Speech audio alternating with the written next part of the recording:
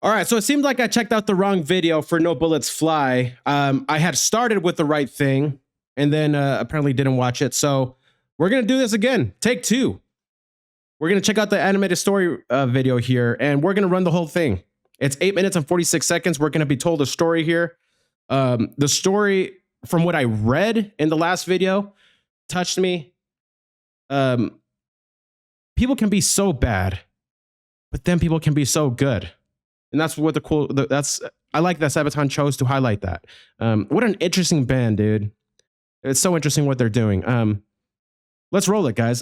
This is SABATON's No Bullets Fly, the animated story video. 1943, and in the freezing air, high above Germany, Second Lieutenant Charles Charlie Brown is at the controls of his B-17F, the old pub. At 11:30, approaching the target of the Pkwy plant near Bremen, the pub is...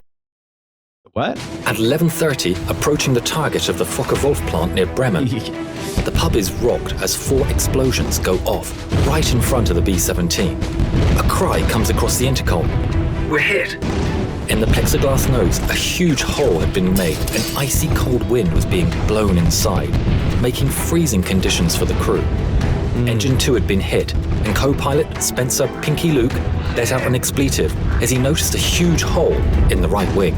Releasing their bombs over the factory, the crew turned to the north, planned to head over the coast, then turn west for home.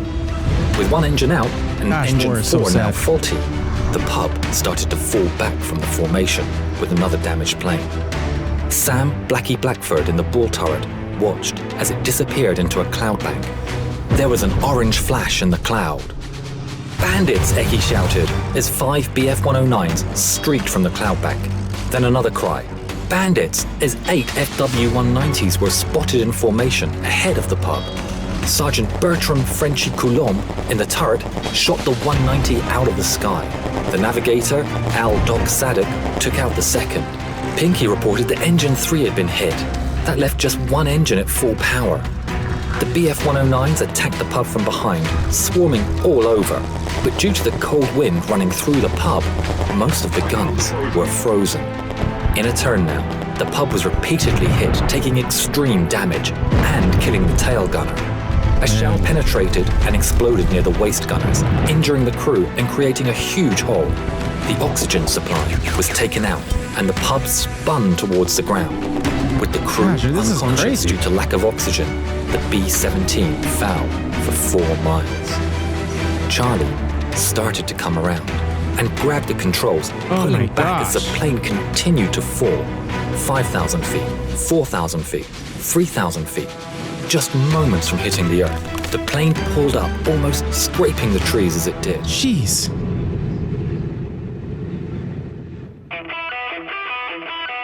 Okay, so... Wow. This is dope.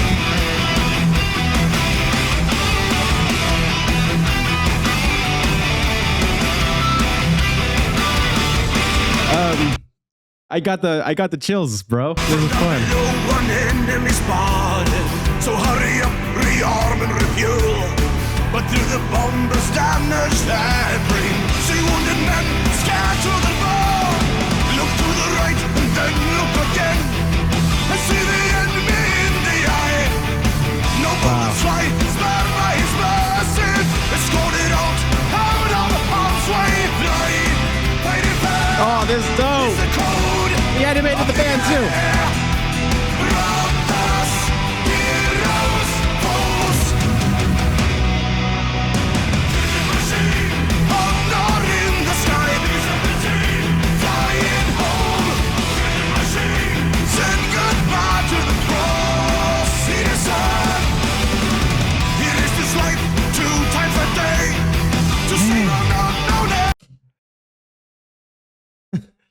This is cool. Again, one of the manliest bands I've ever seen, by the way, right? That's cool. That's so cool. Because it's like that sense of, all right, this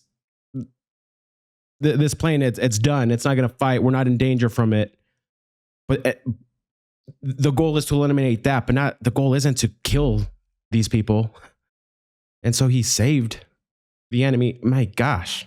Enemy, Go to safety out of the kill zone. A short salute and that party. Flying, fighting fair is the code of the air.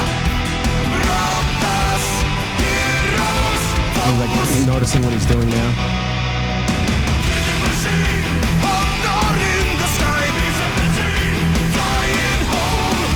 And like how close. Send goodbye to the poor citizen. Just like praying that they don't shoot him down to like.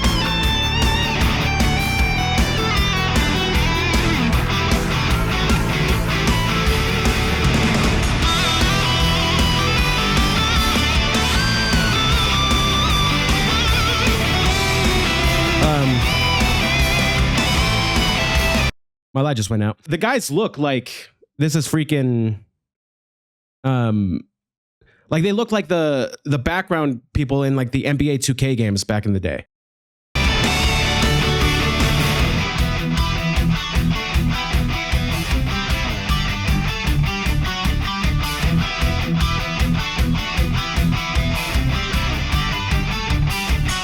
Yield Pub's great name for a plane, by the way.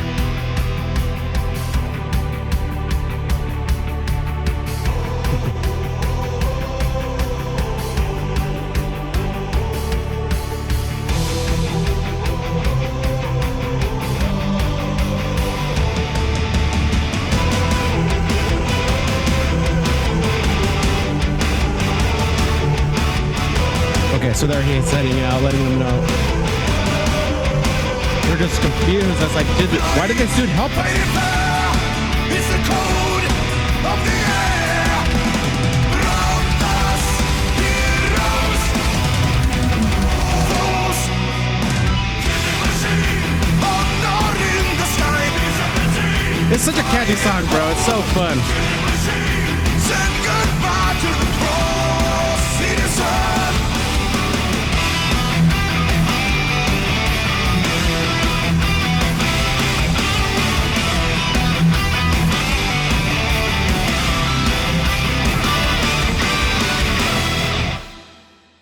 The story was kept secret until 1986, when Brown started the search for the German pilot who had shown mercy on that December day all those years ago. In 1990, Brown received a letter from a man named Stigler, who was living in Canada.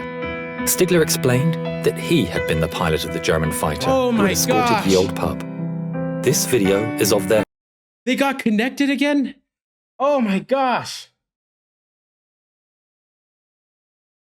All right. First meeting. Franz, what were your feelings when you met again for the first time? I was so happy as we met that I dropped him and hugged him. It wasn't easy. Oh my gosh, dude. The fact that he risked his life really in many ways. And I wrote him in a letter, I said, if you made a habit of feeling sorry for bomber crews, flag up alongside them, I am sure that you were shot down many times. But it was not only the audacity that he came up to us and then recognizing the threat.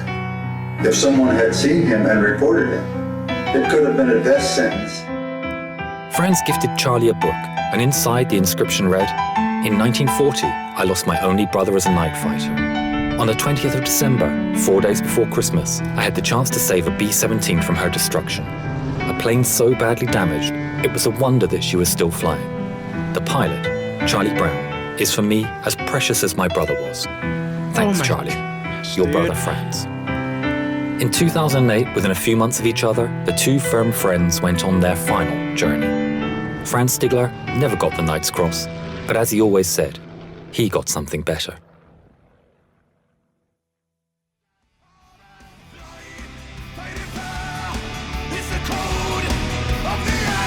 Okay.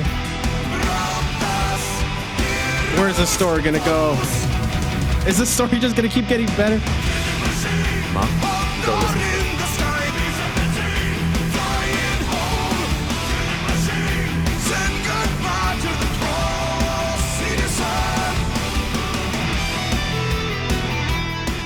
Hi, My name is Jovita Tanstiegler.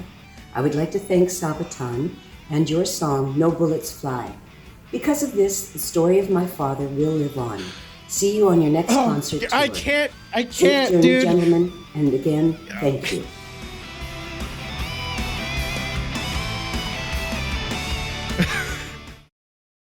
Dude, this is the coolest story I've heard in a long time, bro.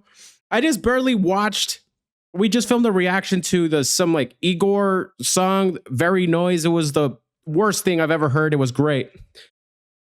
So I needed something beautiful. Oh, dude, people can be so great. And when you're good to someone, we don't know how many generations we're impacting.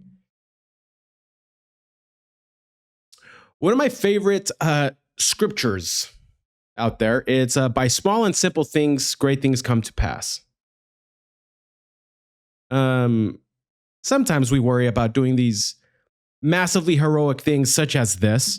And you know what? We probably underestimate how good the little good things that we do can make. And they can probably have as much of an impact as that. It's what I love about the Dark Knight stories, right? When Batman lets Commissioner Gordon know that when he just wrapped him around that jacket, how much that probably saved him, you know? Like these little things.